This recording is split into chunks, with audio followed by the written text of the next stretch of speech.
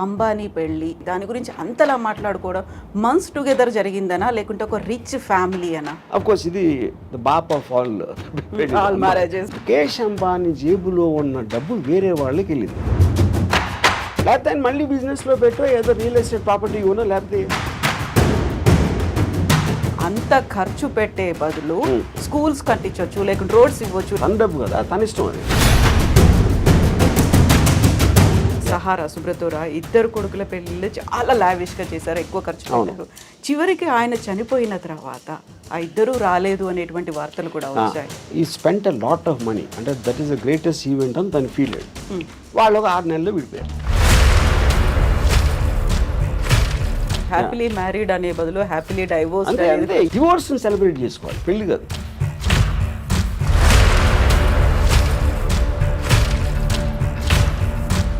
పెళ్ళికి ఎవరైనా గెస్ట్లు వస్తే వాళ్ళకి గిఫ్ట్లు ఇవ్వడమో లేకుంటే రిటర్న్ గిఫ్ట్స్ ఉంటాయి. ఇందులో మాత్రం పేమెంట్ మోడ్ అనేది కనిపించింది అనేది.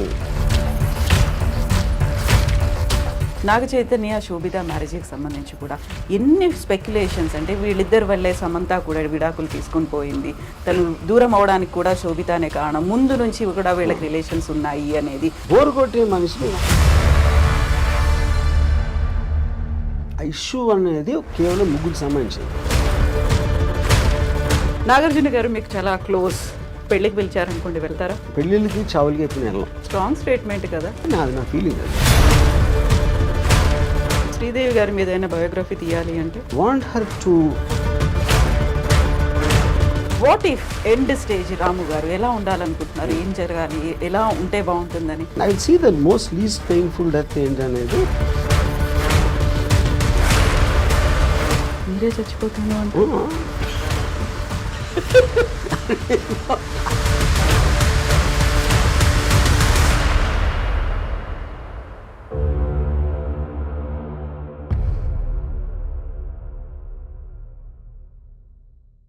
నమస్తే, welcome to I dream celeb chat with Kavitha.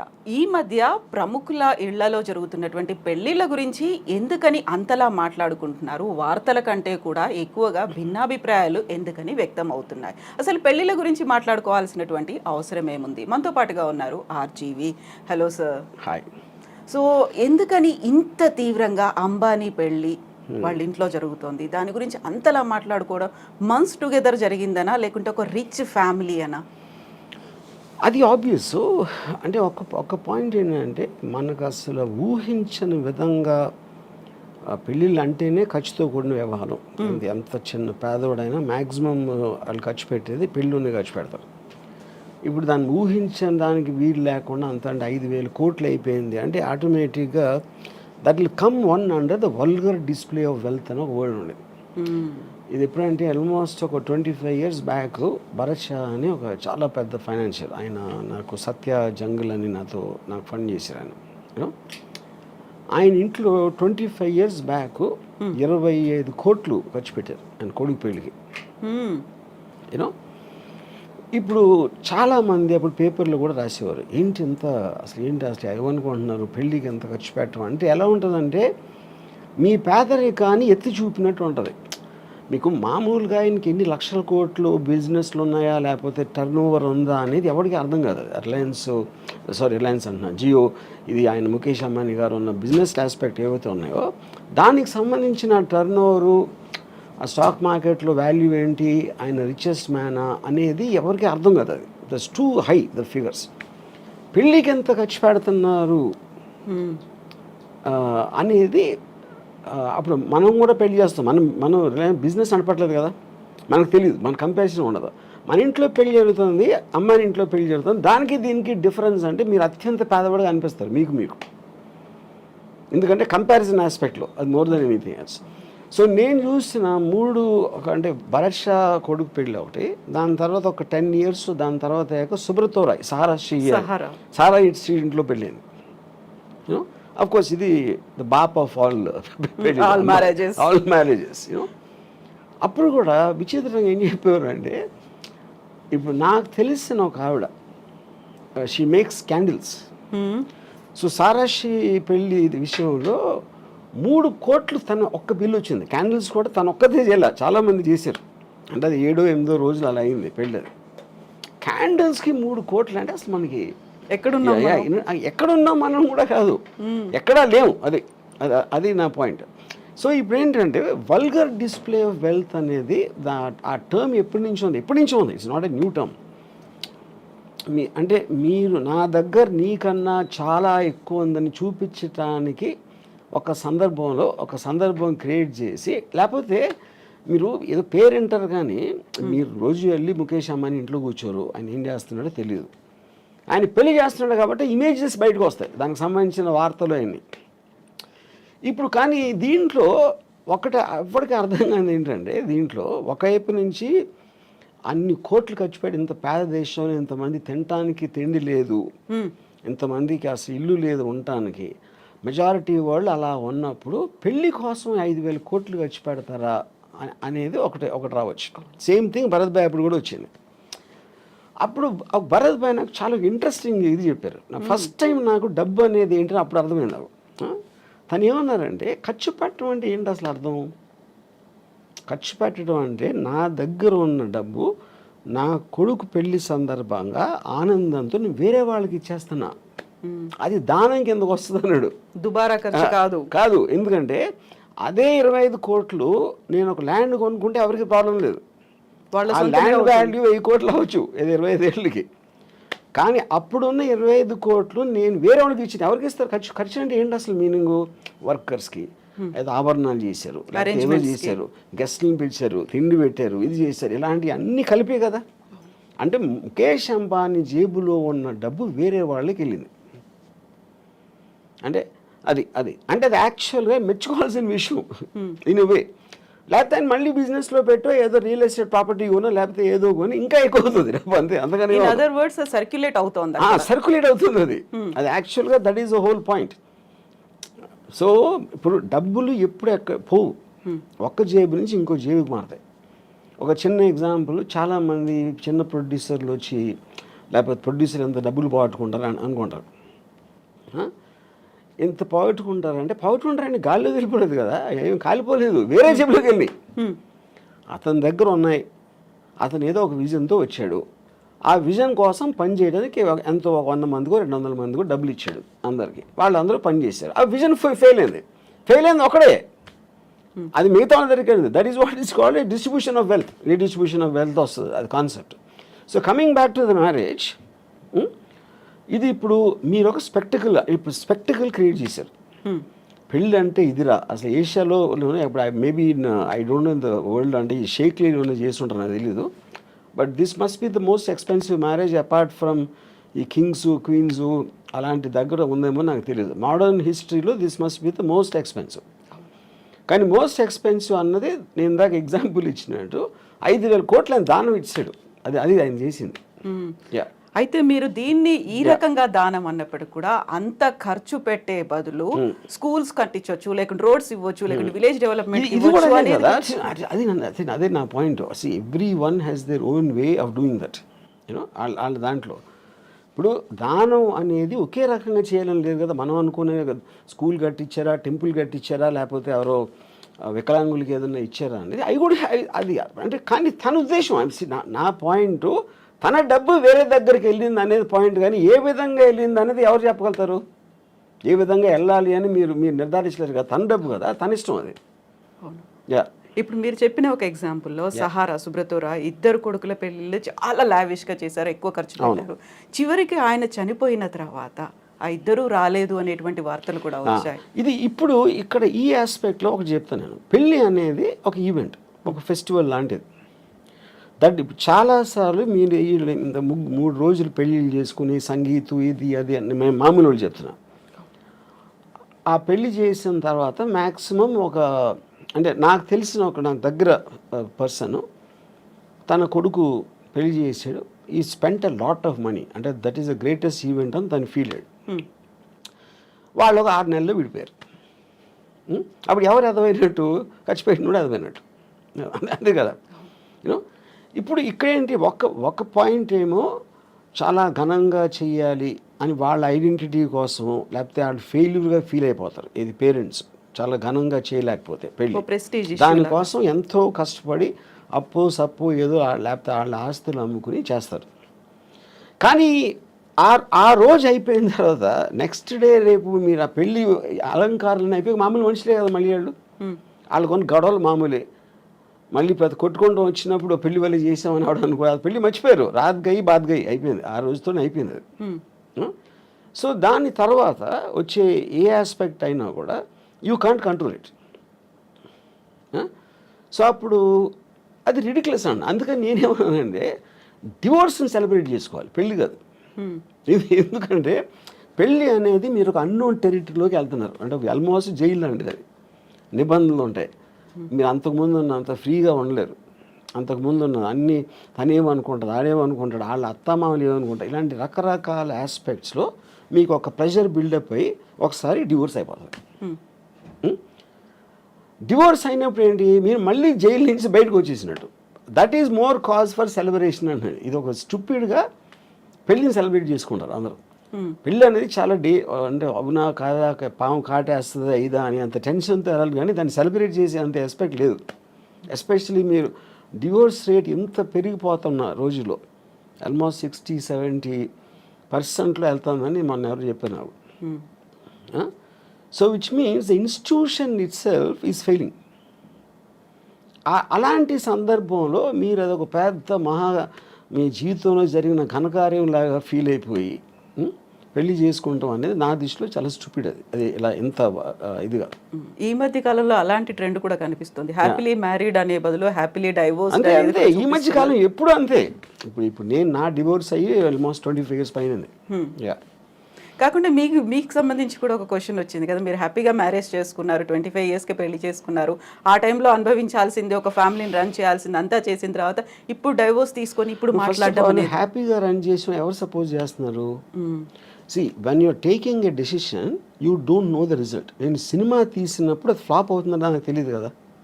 Cinema తీసినప్పుడు బాగుంటుందా అనుకునే తీస్తా, అది ఫ్లాప్ ఎప్పుడు అవుతుంది, రిలీజ్ అయ్యాక. సో పెళ్ళి బాగుంటుందని పెళ్ళికి ముందు అనుకుంటాం, పెళ్ళి ఫ్లాప్ అయిన తర్వాత ఇంకా పెళ్ళి హ్యాపీగా ఉంటుంది.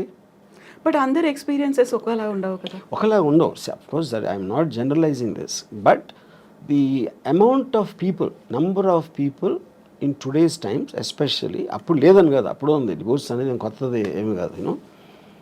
It is rising much more, which basically for the reasons maybe the women, అంటే ప్రతి మనిషి ఒక ఇండిపెండెన్స్ కోరుకుంటాడు. ఇంకొకళ్ళ కోసం వాళ్ళ కోరికలు కానీ వాళ్ళు చేయాలనుకుంటున్నాయి జడ్జిమెంటల్గా అవ్వటానికి ఎవరు ఇష్టపడరు. మ్యారేజ్లో అది కంపల్సరీ అయిపోతుంది. నా భార్య ఎలా ఉండాలి, నా భర్త ఎలా ఉండాలి, ఎందుకు నన్ను సినిమాకి తీసుకెళ్ళట్లేదు, ఎందుకు అది కాన్స్టెంట్గా ఒక పర్సన్ మీద మీ హ్యాపీనెస్ని వదులుతున్నారు మీరు. ఆ ప్రెషర్ తట్టుకోలేక it will lead to the divorce finally, which will be the most common reason, incompatibility. Divorce అనేది అరేంజ్డ్ మ్యారేజ్లో కనిపిస్తుందా, లవ్ మ్యారేజ్లో? లవ్ మ్యారేజ్లో ఎక్కువ అవటానికి ఛాన్స్ ఉంది డివోర్స్. దానికి కారణం ఏంటంటే లవ్లో ఎక్స్పెక్టేషన్స్ ఎక్కువ ఉంటాయి. ఇప్పుడు పెళ్ళికి ముందు నువ్వు లేకపోతే నేను బతకలేను, నువ్వే నా జీవితం, ఇలాంటి డైలాగ్స్ అన్నీ వాడతాడు. అది నిజంగా అతను ఫీల్ అవ్వచ్చు కూడా ఆ టైంలో, బట్ తర్వాత ఇంటెన్సిటీని మీరు కంటిన్యూ చేయటం అనేది చాలా ప్రాబ్లం అవుతుంది అదే డిగ్రీలో. So you start taking each other అనే గ్రాంటెడ్ లెవెల్లో. అప్పుడు అమ్మాయి విల్ ఫీల్ బిట్రేడ్, అప్పుడు అలా అన్నాడు ఇప్పుడు ఇలా చేస్తున్నాడు అనేది. Similar it can be the reverse. What ever అమ్మాయి అప్పుడేముంది ఏంటి, what ever it is, know that is a separate topic. So ఆ టర్మ్స్లో మ్యారేజ్ అనేది బ్రేక్ అవ్వటానికి ఎక్కువ ఛాన్సెస్ ఉందని మనకు అర్థమైనప్పుడు, more than majority of the కేసెస్లో, అప్పుడు పెళ్ళి అనే ఇన్స్టిట్యూషన్ ఇంత పెద్ద సీన్ చేయటం అనేది నాకు నా ఆనెస్ట్ ఫీలింగ్ ఏంటంటే, ఇప్పుడు అంటే Ambani is an exceptionally rich person, and దాన్ని మనం we cannot do it as a benchmark for otherwise marriages. నా పర్సనల్ ఫీలింగ్లో పెళ్ళికైన ఖర్చు మొత్తం కూడా వీళ్ళకి ఇచ్చేయాలి. ఎవరైతే పెళ్లి చేసుకుంటున్నారో whatever they can raise, వాళ్ళు దాంతో వ్యాపారం చేసుకుంటారా, అనుభవిస్తారా, హాలిడేకి వెళ్తారా, అది వాళ్ళు ఖర్చు పెట్టాలి. కానీ అడ్డదడ్డంగా లేనిపోవడం అందరు పెట్టి వాళ్ళకి భోజనాలు పెట్టేసి అది చేసి డెకరేషన్లు చేసి వేరే వాళ్ళ మీద వేస్ట్ చేయటం అనేది I feel it's a mistake. ఇప్పుడు అంబానీలు అనంత్ అంబానీ పెళ్ళైన తర్వాత బోల్డ్ అంతమంది ఫారెన్ సెలబ్రిటీస్ సింగర్స్ వాళ్ళందరికి వచ్చారు. అక్కడ ఒక కండిషన్ పెట్టారు, మన ఇండియన్ అటైర్, ఇండియన్ ట్రెడిషనల్ డ్రెస్లో కనిపించాలని. సో దట్ వీళ్ళు అంబానీ ఫ్యామిలీ అంతా మన ట్రెడిషన్ని, మన కల్చర్ని విశ్వవ్యాప్తం చేస్తున్నారు, అందరికీ మన విలువను గొప్పదనాన్ని చెప్తున్నారు అనేటువంటి ఒక కాన్సెప్ట్ కూడా కనిపించింది అక్కడ. అలా వాదించే వాళ్ళకి ఏం అంటే ఇప్పుడు అది మీకున్న పవర్ మీరు ఎగ్జిబిట్ చేస్తున్నారు. మా దానికి అంటే మీరు ఏ ఫెస్టివల్కి పిలిచినా ఎక్కడ పిలిచినా always they will call about attire. ఎలాంటి డ్రెస్ చేసుకుని రావాలి, దాని పర్టికులర్ దానికి సూట్ అవ్వడానికి. అంటే ఇప్పుడు జస్టిన్ బీబర్ని లేకపోతే ఎవరినో ఇండియన్ అటైర్ చేస్తే అది అయిపోయిందా? అది it's a part of the payment process. మీకు ఎంత డబ్బు ఇస్తాం, మా దగ్గరకు వచ్చి ఇది చేయాలి, ఈ బట్టలు వేసుకోవాలి, ఇలాంటివి చెప్తే చేస్తారు. Which is the reason they are hide for. Like film actor, ఒక యాక్టర్ యాక్ట్ చేసిన మాత్రాన అదే అతనే క్యారెక్టర్ అవ్వడు కదా. So I think it is just ఏంటి ఏదో చెప్పుకోవటానికి అది ఉంటుంది. మీరు అలా చేసుకుని రివర్స్ చూస్తే ఇండియన్ అటైర్ అంత ఎక్కువ అంటే సెలబ్రిటీలు ఎవరు ఇండియన్ అటైర్ వేసుకుంటారు అసలు? వాళ్ళు మొత్తం యూత్ అంతా ఎవరు ఫాలో అవుతున్నారు? వెస్ట్రన్ ఫ్యాషన్ ఫాలో అవుతారు. అవును, ఇండియన్ అటైర్ వేసుకుంటారా? So that doesn't become a bench mark, that doesn't become a ఒక రోల్ మోడల్ అవ్వటానికి ఛాన్స్ లేదు. సో పెళ్ళికి ఎవరైనా గెస్ట్లు వస్తే వాళ్ళకి గిఫ్ట్లు ఇవ్వడమో లేకుంటే రిటర్న్ గిఫ్ట్స్ ఉంటాయి. ఇందులో మాత్రం పేమెంట్ మోడ్ అనేది కనిపించింది అనేది. సో 1000 కోట్లు దీనికోసం కూడా ఖర్చు పెట్టారు. ఊరికే రాలేదా గెస్ట్లు అందరూ అంటే నాకు అర్థం కదా, ఎలాబరేట్ చేయండి. సో ఇప్పుడు మీరు అన్న జస్టిన్ బీబర్ కావచ్చు, లేకుంటే బాలీవుడ్ సెలబ్రిటీస్ కావచ్చు, ఎవరికైనా కానీ వీళ్ళే డబ్బులు ఇచ్చారు. అంటే that is a very usual thing. అది నాట్ అబౌట్ అంబానీస్ మ్యారేజ్. మీరు ఏ పెళ్ళిళ్ళకి, బర్త్డే పార్టీలకి లేకపోతే ఈవెంట్స్కి మీరు సెలబ్రిటీని పిలిచినప్పుడు you will have to pay money. అది బిజినెస్సే కదా. For example Sunny Leone charges 25 lakhs to ఒక బర్త్డే పార్టీకి అటెండ్ అవ్వడానికి తను 25 lakhs తీసుకుంటుంది. వాడేం చెప్తాడు, నా బర్త్డేకి సన్నీ లియోన్ వచ్చిందని చెప్పుకోవటానికి కడుతున్నాడు. లేకపోతే వేరే వాళ్ళకి ఎందుకు ఇస్తాడు? సో సెలబ్రిటీ స్టేటస్ని మీ పరపతిని పెంచుకోవడానికి మీరు బయట ప్రగల్భాలు చెప్పుకోవడానికి డబ్బులు కట్టాల్సి వస్తుంది కదా. మార్కెటింగ్ మీ దగ్గర ఉన్నాయి. ఇప్పుడు 5,000 కోట్లు చాలా ఎక్కువ డబ్బు అనిపిస్తుంది, కానీ 50 లక్షల కోట్లు ఉంటే 5,000 ఏంటి చిల్లర అది. అప్పుడు వాళ్ళు తాహతు బట్టి ఖర్చు పెడతారు. ఇప్పుడు మామూలు చాలా మందికి తాహతు ఉండకపోవచ్చు, అలా అప్పులు చేసి ఖర్చు పెడతారు. ఎందుకు ఖర్చు పెడతారు? అది లేకపోతే సమాజం సరిగ్గా చూడదేమో, మా పిల్లలేమో నా పెళ్ళి కూడా చేయలేకపోయేవా అని అంటారని ఆ ప్రెషర్ తోటి ఖర్చు పెడతారు. ఆర్జీవి గారికి ఇన్విటేషన్ వచ్చిందా? అమ్మాని దానిక రాలేదు. నేను అసలు నాకు ఏ పెళ్ళికి నాకు ఇన్విటేషన్ రాదు, ఎందుకంటే నేను అసలు పెళ్ళికి వెళ్ళాలని అందరికీ తెలుసు. బట్ గతంలో ఒక ఇంటర్వ్యూ చూసాను, అంబానీలు అంటే ఆ గౌరవం, వాళ్ళ లైఫ్ స్టైల్ కావచ్చు, లేకుంటే వాళ్ళు మార్కెట్ చేసే పద్ధతి, వాళ్ళు ఎంప్లాయ్మెంట్ ఇవ్వడము అనేది. సో అదే ఆరాధన అదే కంటిన్యూ అవుతుందా ఇప్పటికి కూడా? ఏది ఎవరికి? ఆర్జీవి గారికి. అంబానీ ఎనీబడి సక్సెస్ఫుల్ నేను ఆరాధిస్తానండి. అంటే ఏ ఫీల్డ్ అయినా సరే, including whatever Ambani does, you know. So నేను చాలాసార్లు చెప్పింది ఏంటంటే, డబ్బులు సంపాదించినోడు is a better person than డబ్బు లేనోడు కన్నా. అంతేగాని పేదవాళ్ళు అని నేను అనుకోను. పేదవాళ్ళు failures, rich people successful people. Any దాంట్లో సక్సెస్ అయినప్పుడు వాళ్ళని we have to look them at them from a low angle. Same thing continue అవుతుంది. సో ఇప్పుడు పెళ్ళి, ఆ తర్వాత విడాకులు, వీటన్నిటి గురించి మాట్లాడుకున్నప్పుడు గతంలో మీరు ఒక ట్వీట్ చేశారు, రీమ్యారేజ్కి సంబంధించి. ఒకసారి బయటపడ్డ తర్వాత మళ్ళీ దాన్ని సెలబ్రేట్ చేసుకోకుండా ఎందుకు పెళ్లి చేసుకొని అవసరం వచ్చింది, బుద్ధి లేదా అన్నట్టుగా మీరు ప్రశ్నించారు. I don't know the exact tweet, నేనేం పెట్టాను, నా కాంటెక్స్ట్ నాకు తెలీదు. కానీ ద పాయింట్ ఈస్, మీరు ఒకసారి తప్పు చేసి మళ్ళీ చేస్తారనుకుంటే మీ కర్మ అన్నట్టు ఏదో పెట్టుంటుంది. I'm not sure. కానీ ఇంకోటి ఏంటంటే, ఆబ్వియస్లీ మీకు సెకండ్ మ్యారేజ్ అంటే పర్సన్ మారుతారు కదా. పర్సన్ మారినప్పుడు ఈసారి బాగానే ఉంటుందేమో అని మళ్ళీ చేసుకుంటారు, మళ్ళీ ఏదవుతుంది. ఎందుకంటే problem is not with the person, అది ఇన్స్టిట్యూషన్లో ప్రాబ్లం ఉంది. అది ఇద్దరిని కలిపి ఒక చోట ఉండాలి, కొన్ని నిబంధనలను, భార్యాభర్తలు కాబట్టి ఇలా ఉండాలి అనే నిబంధనల నుంచి వచ్చిన సిస్టంలో ప్రాబ్లం ఉంది. It is not the people. So వ్యవస్థలో ప్రాబ్లం ఉందా? పెట్టేటువంటి వ్యవస్థలో, ఓన్లీ వ్యవస్థ పెడుతున్నట్టు marriage institution is itself fundamentally flawed. So ముహూర్తాల బలం, ముహూర్తాల్లో కూడా ప్రాబ్లం ఉంది కాబట్టి అని సరికొత్త వాదన ఈ మధ్య కాలంలో వస్తుంది. సో వాళ్ళ రాశులు జన్మ అంటే ఇప్పుడు నక్షత్రాలు. అది ముహూర్తాలు నమ్మటం అనేది ఇట్స్ ఏ సూపర్స్టిషన్ ఆస్పెక్ట్ అది. So there is no scientific backing to it. So అప్పుడు దేవుని నమ్మటం, మూఢనమ్మకాలు నమ్మటం, ముహూర్తాలు నమ్మటం అవన్నీ కూడా ఒకే కేటగిరీలో వస్తాయి. That depends on person to person. Yeah. So ఇప్పుడు సరికొత్తగా నాగ చైతన్య అండ్ శోభితాకి సంబంధించి ఎంగేజ్మెంట్ తర్వాత వస్తున్నటువంటి ఆస్ట్రాలజర్స్ వీడియోలు అవి పెడుతున్నారు. మళ్ళీ వీడు విడాకులు తీసుకుంటారు, అప్పుడు సమంతతో ఏమైందో ఇప్పుడు అదే అవుతోంది.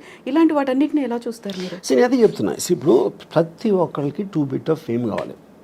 సెలబ్రిటీస్ గురించి వాళ్ళు చేస్తున్న దాని గురించి మాట్లాడితే మనకి వ్యూస్ వస్తాయి. ఇప్పుడు ఇలా మీడియాలో మీరు క్వశ్చన్ ఎందుకు అడుగుతున్నారు, అలాంటి టాపిక్ అతను లేపాడు కాబట్టి, అతను అది లేపాడు కాబట్టి మీరు అడుగుతున్నా, అది తనకు కావాల్సింది కూడా అదే. ఇప్పుడు దీంట్లో ముహూర్తాల ఇది ఏదైనా అవుతుందా అవ్వదా అనే దాంట్లో విన్నోళ్ళు కొంతమంది నమ్ముతారు, కొంతమంది నమ్మరు, కొంతమంది ఎంటర్టైన్గా తీసుకుంటారు.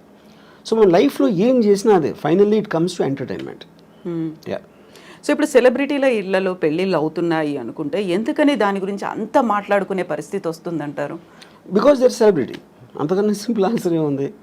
మా పక్కింటి వాళ్ళ గురించి చెప్తే ఎవరికి ఉండదు కదా. ఎవరో ఒక స్టారు, ఒక పొలిటికల్ పర్సను, ఏదో ఒక విధంగా చాలామందికి తెలిసిన మనిషి గురించి మాట్లాడితేనే ఎంటర్టైన్మెంట్ వస్తుంది. వేరే వాళ్ళతో రాదని కాదు, అది లిమిటెడ్ సర్కిల్లో ఉంటుంది. అది వైడర్ సర్కిల్ కావాలంటే you always have to target A celebrity. So పెళ్లి వ్యవస్థకు సంబంధించి అవుతున్నటువంటి లోపం, ఎక్కడ లోపం ఉంది అంటే వ్యవస్థలోనే లోపం ఉంది. ఎలా ఉండాలంటారు? నేను అదే చెప్తున్నాను. వ్యవస్థలో ఉందంటే మనకున్న ఇండిపెండెన్స్, మనకున్న మైండ్ సెట్లో ఇద్దరిని కలిపి ఒక చోట ఉంచటం, అది పెళ్ళి అనే పేరుతోటి వాళ్ళని బంధించటం అనేది that is where the problem comes. ఇప్పుడు ఒక ప్రాబ్లం ఏమొస్తుంది, ఇప్పుడు హస్బెండ్ ఉన్నాడు అనుకోండి, హీ నోస్ హిజ్ రిలేటివ్స్, ఆ పేరెంట్స్ అవ్వచ్చు, తన సిస్టరు, ఇంట్లో చేసే పని వాళ్ళు ఉంటారు, అందరూ కూడా ఇప్పటి నుంచో తెలుసు. కొత్తగా వచ్చిన అమ్మాయికి వాళ్ళు తెలియదు. అప్పుడు వీడికి వాళ్ళ మీద ఉన్న అభిప్రాయాలు సేమ్ అభిప్రాయాలు అమ్మాయికి రాకపోవచ్చు, which is one of the big reasons why the daughter in law versus the family ఎందుకు ఉంటుంది అంటే అదొక పాయింట్.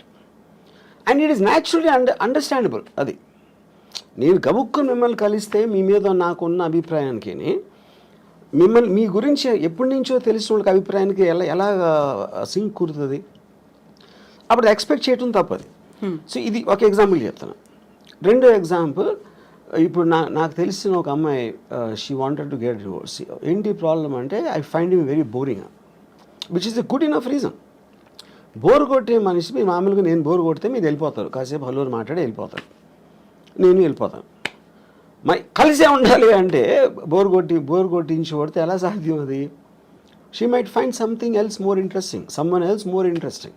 అప్పుడు మీ లైఫ్ మీకోసమే బతకాలి అని ఒక అండర్స్టాండింగ్ మీకు వచ్చినప్పుడు, ఇంకొకళ్ళ కోసం నా లైఫ్, నా టైము నేను సాక్రిఫైస్ చేయను. ఆ ఇండిపెండెన్స్లోంచి వస్తుంది ఆ బ్రేక్అవే అనేది. సో మ్యారేజ్ అనేది ఒరిజినల్గా క్రియేట్ చేసినప్పుడు ఓకే, భర్త భార్య ఇద్దరు వాళ్ళ పిల్లలుగా అంటారు, పిల్లల్ని పెంచుతారు, చదివిస్తారు, వాళ్ళు ఏదో చేస్తారు. ఫ్యామిలీ ఆస్పెక్ట్ అనేది సొసైటీ కోసం చేసింది, ఇండివిజువల్ కోసం చేసింది కాదు. ఎప్పుడైతే ఇండివిజువల్ ఫ్రీడమ్ అనేది పెడితే ఇలాంటి ఇన్స్టిట్యూషన్స్ అని కనబలేకపోతాయి. సో ఈ పెళ్ళిళ్ళు అనేటువంటి వ్యవస్థ లేకుండా ఈ మధ్య కాలంలో వచ్చినటువంటి లివ్ ఇన్ రిలేషన్, దాంట్లో కూడా గొడవలు అవుతున్నాయి, దాంట్లో హ్యాపీగా విడిపోతున్నారు.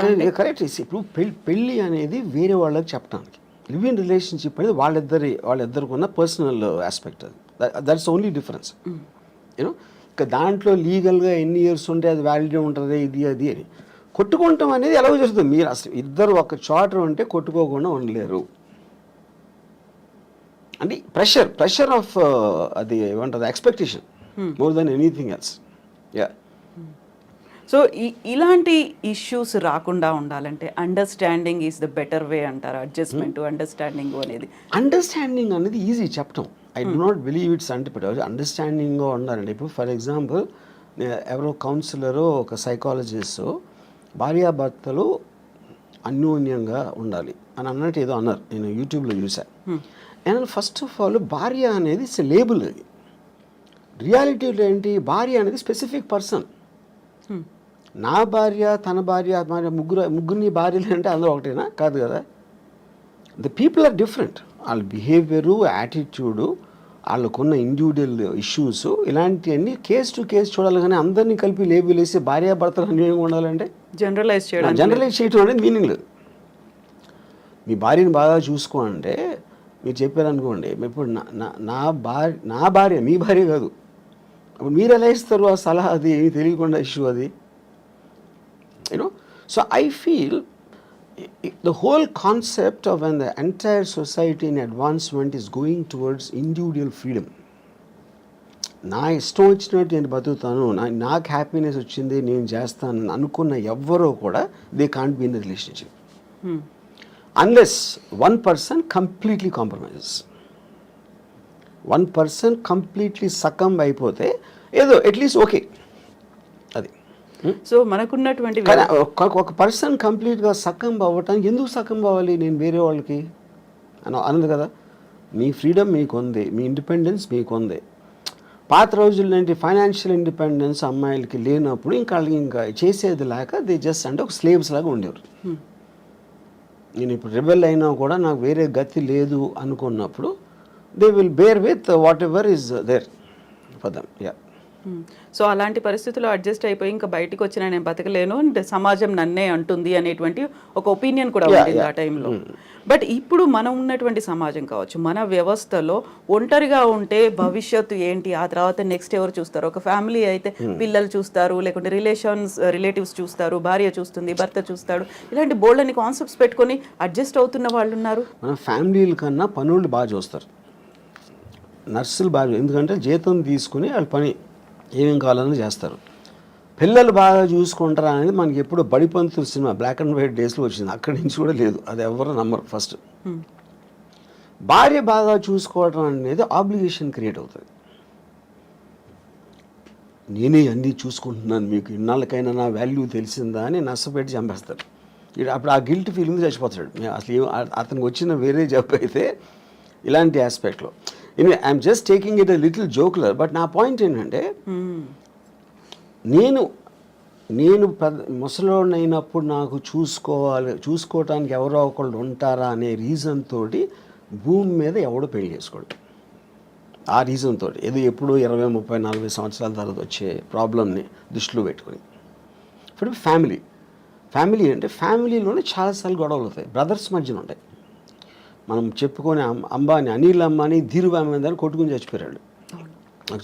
అప్పుడు ఇంక ఫ్యామిలీ ఏంటి మీనింగు? ఫ్యామిలీలోనే అసలు మీకు మ్యాక్సిమం ప్రాబ్లమ్స్ ఉండేది ఫ్యామిలీ వల్ల, బయట వాళ్ళ వల్ల ఉండదు.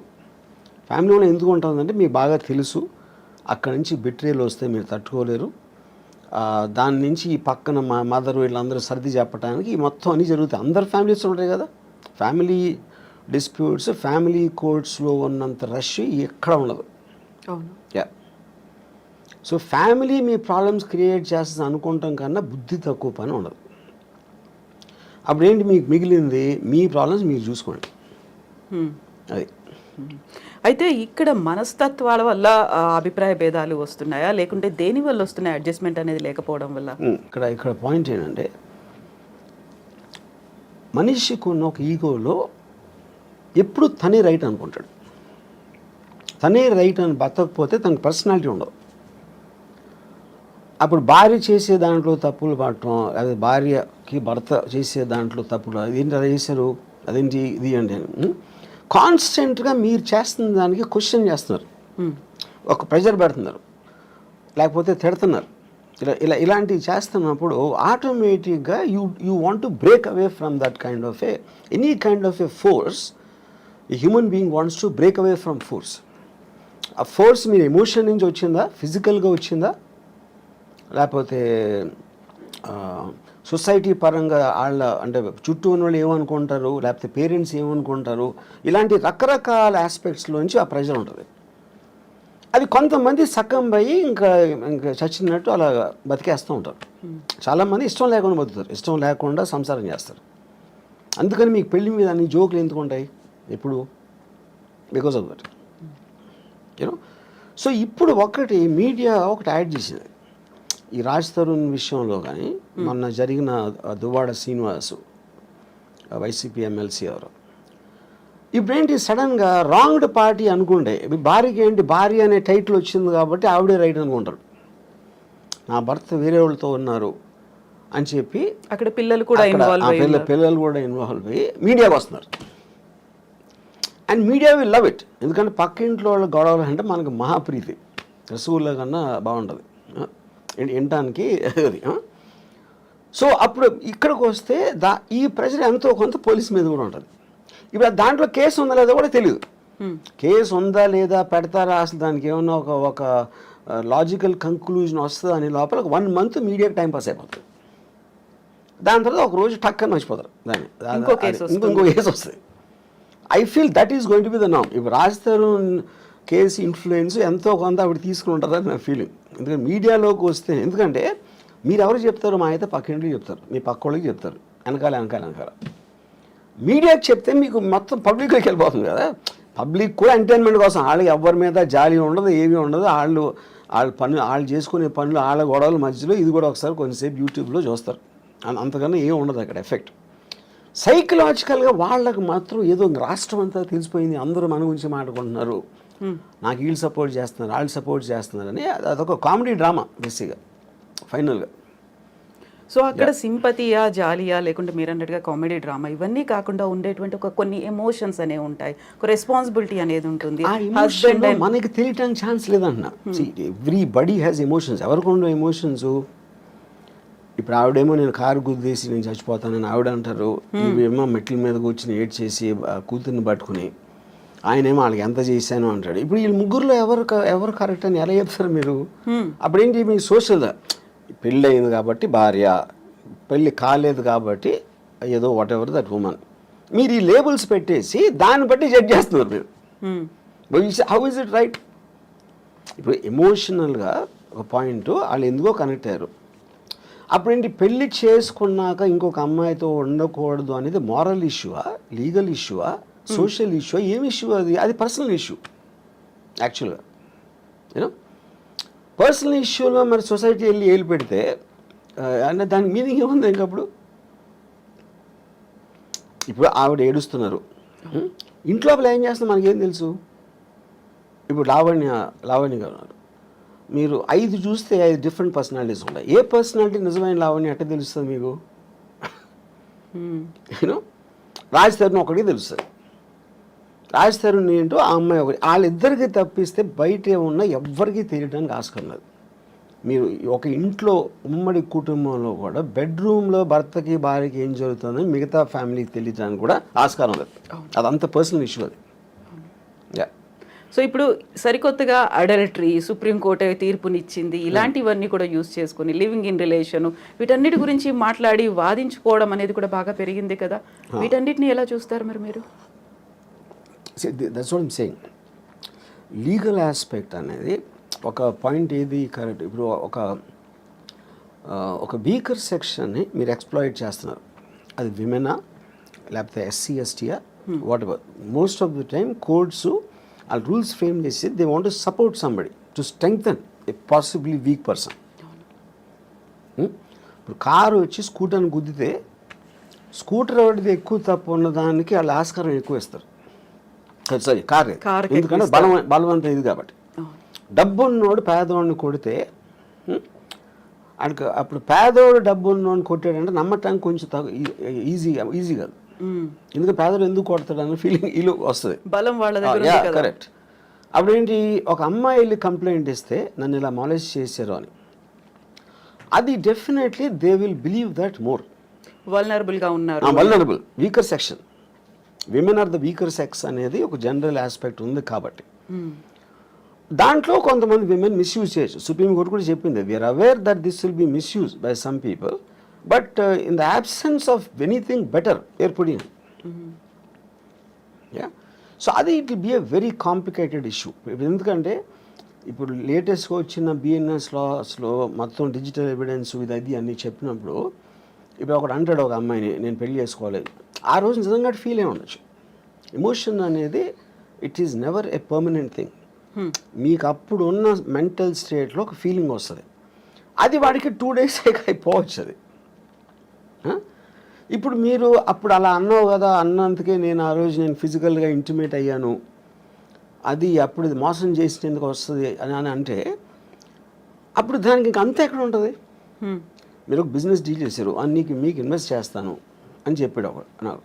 ఆ తర్వాత 3 రోజులు 4 రోజులు అయ్యాక హీ డింట్.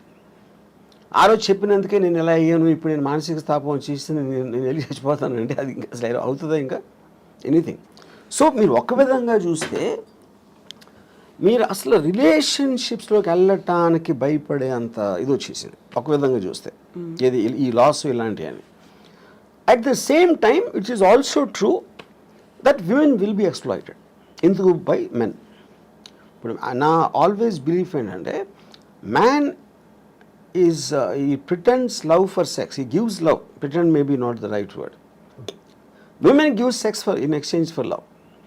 అక్కడ మీకు బై నేచర్లోనే ఉంది అదే ఆ differentiation.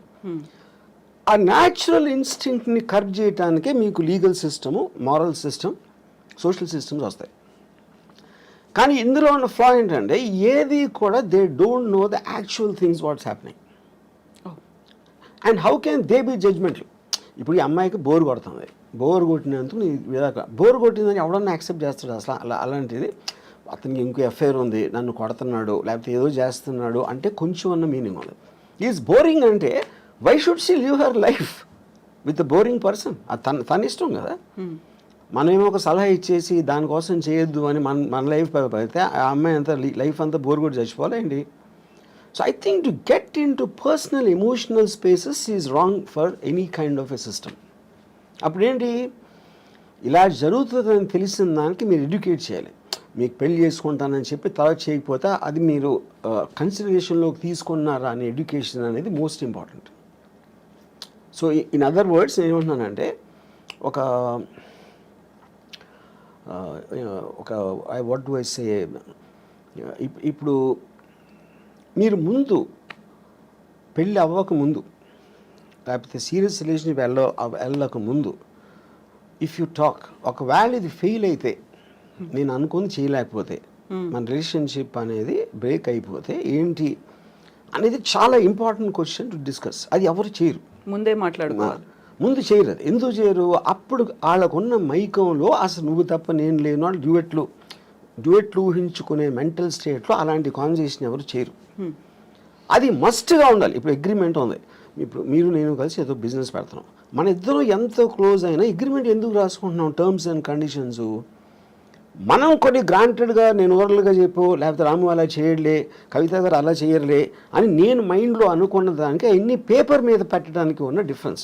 That is why agreement is there.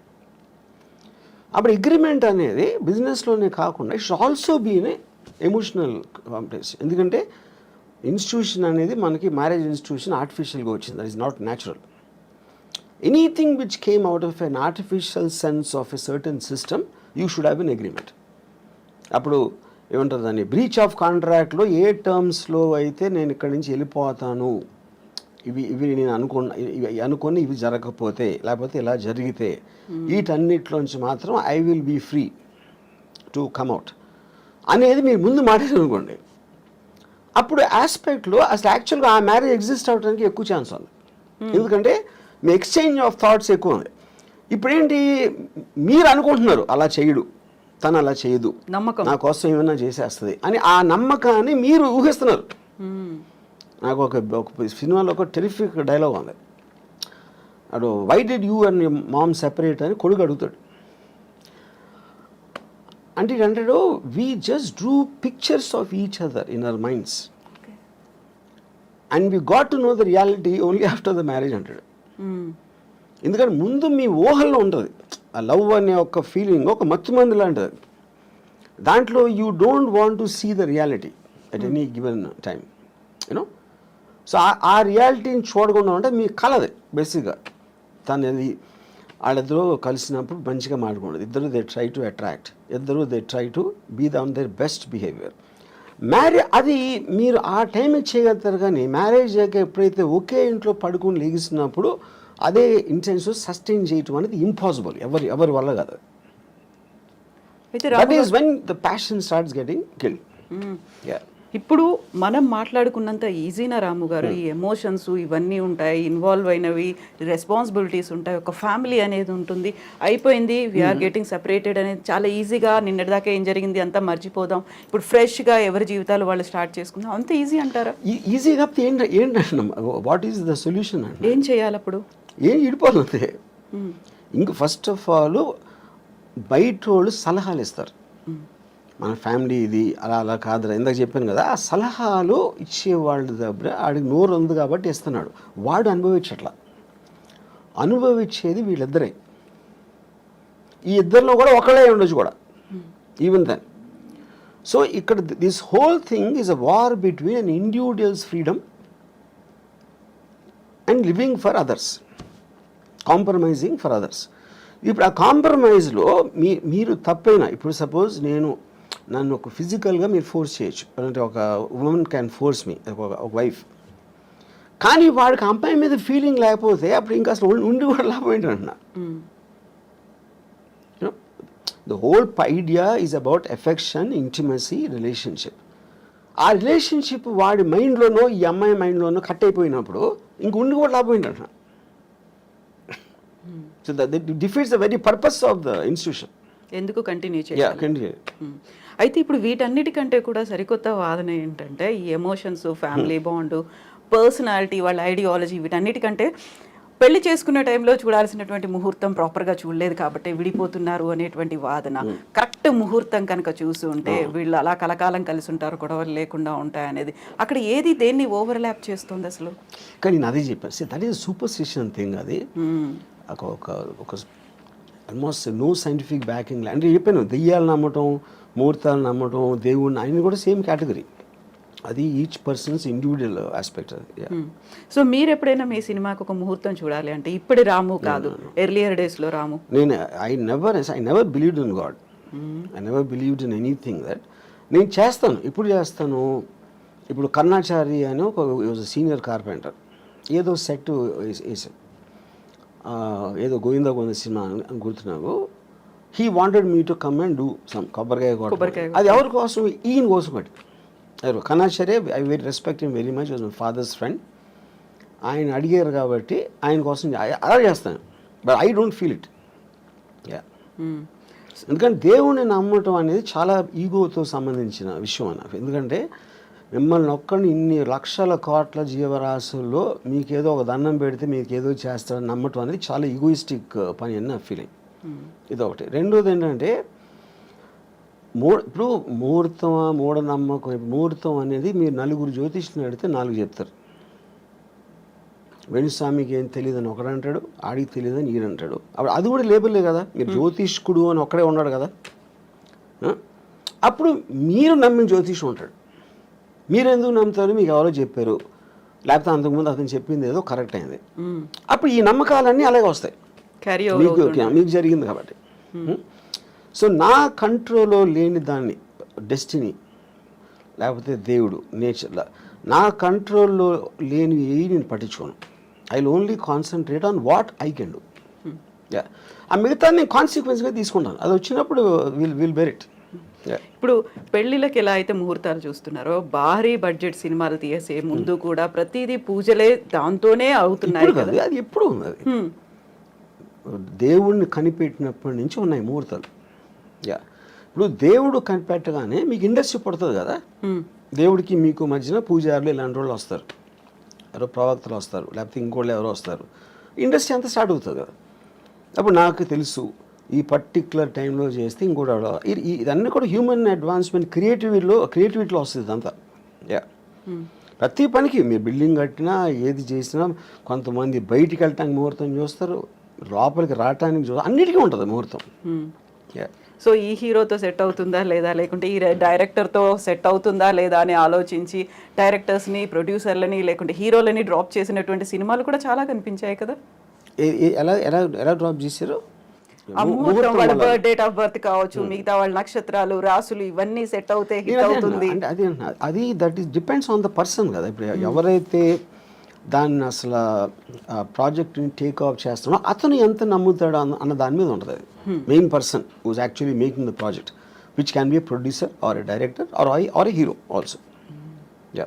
అది వాళ్ళ ఇండివిజువల్ నమ్మకం బట్టి నా సెట్ అవ్వట్లేదు కాబట్టి నేను చేయను అంటారు. అది వాళ్ళ నమ్మకం కాదు, అదే కదా నేను చెప్పేది. So coming back to Ambani పెళ్లికి సంబంధించి, అలాంటి లావు అంత పర్సనాలిటీ ఉన్న ఆ అబ్బాయిని పెళ్లి చేసుకోవాల్సినటువంటి అవసరం రాధికా మర్చెంట్కి ఏమొచ్చింది? ఇంక్లూడింగ్ ఆయన హెల్త్ కూడా బాగాలేదు కదా. ఇలాంటి ఒపీనియన్ ఇలా అది I think it's very obvious. ఇప్పుడు ద బెనిఫిట్స్ అవుట్వే ద అంటే మీరు అంటే ఇప్పుడు నాకు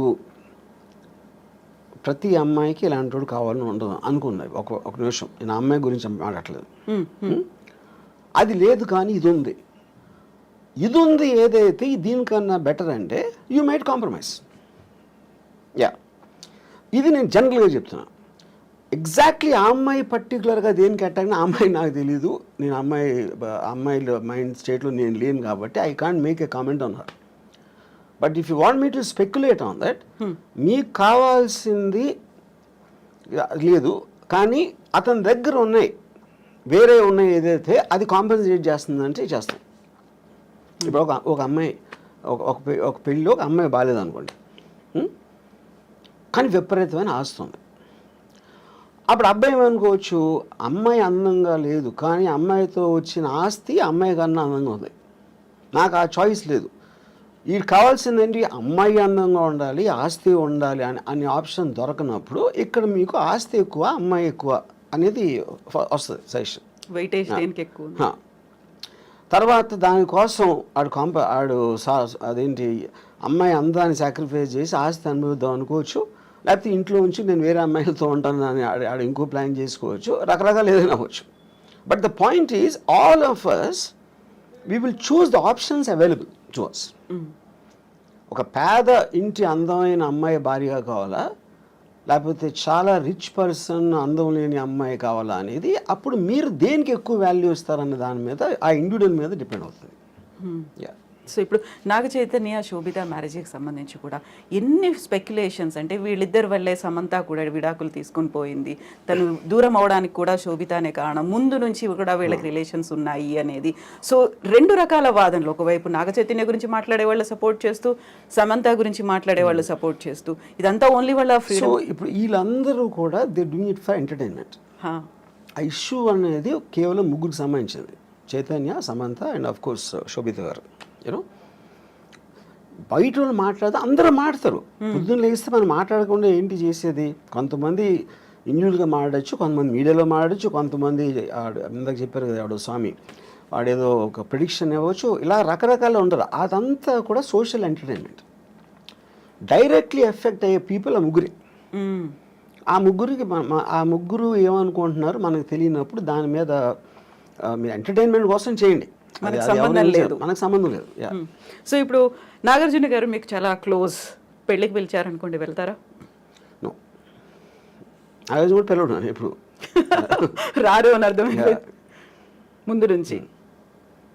నాకు పెళ్ళిళ్ళకి వెళ్ళటం one of the biggest issues ఏంటంటే అందరు నవ్వుతా మాట ఏం చేస్తున్నారు ఈ మధ్యన. నాకు అలాంటి కైండ్ ఆఫ్ ఫార్మల్ కాన్వర్జేషన్స్ అంటే నాకు చాలా చిరాకు పడుతుంది. అందుకని అలాంటి ఈవెంట్స్కి వెళ్ళాను నేను ఎప్పుడు. నేను పెళ్ళిళ్ళకి అదే చావులు కూడా వెళ్ళాను. సేమ్ పెళ్ళిళ్ళకి చావులకి రెండు ఒకటే నా దృష్టిలో. చావుల్లో కూడా అందరూ మాడిమోహం పెట్టుకుని ఎలా పోయారు ఏంటో అసలు ఇప్పుడు అనుకోలేదండి, ఈ డైలాగులు అన్నీ అనాలి. సేమ్ స్టాండర్డ్ డైలాగ్స్ ఉంటాయి. అందుకని ఈ రెండు పెళ్ళిళ్ళకి చావులకి ఎప్పుడు వెళ్ళాం. స్ట్రాంగ్ స్టేట్మెంట్ కదా. స్ట్రాంగ్ అంటే నా ఫీలింగ్ అది. రెండు ఒకటే. చావు అంటే మీరు వేరే లోకం వెళ్ళిపోతున్నారు అనుకున్నాం, పెళ్ళి కూడా మీరు వేరే లోకంలోకి వెళ్ళిపోతున్నారు. సో పెళ్ళి చావు రెండు ఒకటే అనడం అనేది అంత ఈజీ కాదు కదా. ఈజీగా కష్టం కాదు కదా, అది నేను అనుకునే ట్రూత్. అది పెళ్ళి అనేది మీ ఫ్రీడమ్ కోల్పోయి ఒక జైలుకి వెళ్తున్నారు. ఇక్కడ కూడా మీ లైఫ్ బతికే ఫ్రీడమ్ కోల్పోయి చచ్చారు. ఆ రెండింటికి సిమిలారిటీ ఉంది అనేది నా బిలీఫ్. అది సో ఇలా మాట్లాడడం బ్యాడ్ కావచ్చు, కాకుంటే రాము గారితో మాట్లాడవచ్చు. What if end stage Ramu garu ఎలా ఉండాలనుకుంటున్నారు? ఏం జరగాలి, ఎలా ఉంటే బాగుంటుందని? ఎండ్ స్టేజ్ ఇప్పుడు నేను నా పనులు చేసుకునే, అంటే నేను ఎవరి మీద డిపెండ్ అవ్వకుండా నేను చేయగలిగే, నేను చేసుకోలేని రోజు వచ్చినప్పుడు డెత్ అనేది వస్తుంది. డెత్ నేను ఏం చేయలేను. బతికుడిని కూడా ఏం చేయను అనే రోజు వస్తే నేను చచ్చిపోతాను. ఎందుకంటే I want to see what happens in the next after the death. Yeah, ఎలా ఐ హ్యావ్ మై వేస్. మీరే చచ్చిపోతాను అంటే yeah, I will see the most least painful death ఏంటనేది అది రీసెర్చ్ చేసి నాకు ఆల్రెడీ ఉన్నాయి నా దగ్గర ideas.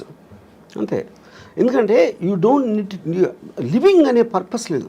If you are not able to do what you want to do, అప్పుడు బతకలేదు ఎందుకు అసలు? ఊరికే చెట్టులాగా హాస్పిటల్ బెడ్ మీద ఉంటాం, అదే కదా point, you know. So if you are not enjoying your life, you have no reason to live. ఇది ఇంకొక ఎక్స్ట్రీమ్ కదా, చాలా ఈజీగా పోవచ్చు, లేకుంటే ఇలాంటి పెయిన్ఫుల్ అనేది లేకుండా. ఎక్స్ట్రీమ్ అనేది ఏమి ఉండదు, ఎవరి థాట్ అలాగే ఉంటుంది. మీకు ఎక్స్ట్రీమ్ అయింది అనేది నాకు చాలా న్యాచురల్ అనుకోవచ్చు. Extreme is by definition is one persons perspective another person, అంతే కదా. ఎక్స్ట్రీమ్ అంటే ఇప్పుడు మీ దానికి ఉన్న దానికన్నా ఇంకా ఎక్కువ డీపర్ ఇంటెన్సిటీతో నమ్ముతూ ఉంటే అది ఎక్స్ట్రీమ్ అవుతుంది. ఇప్పుడు టెర్రరిస్ట్ ఉన్నాడు, ఎక్స్ట్రీమ్ అని ఎందుకు అంటాం ఎక్స్ట్రీమిస్ట్ అని? వాడి కోపాన్ని అంత రోజు పెడుతున్నాడు, చంపేస్తున్నాడు, బాంబులు పెడుతున్నాడు.